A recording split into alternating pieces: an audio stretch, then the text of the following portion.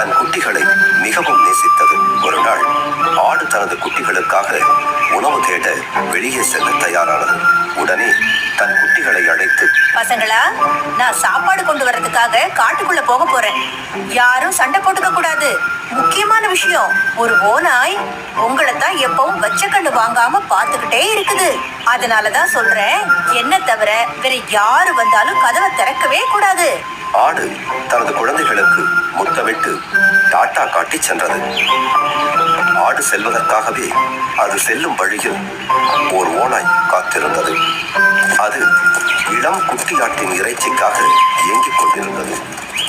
உடனே அது ஆட்டின் வீட்டிற்கு சென்று கதவை தட்டி, குழந்தைகளே, கதவை தரங்க, நான் உங்க அம்மா வந்திருக்கிறேன்.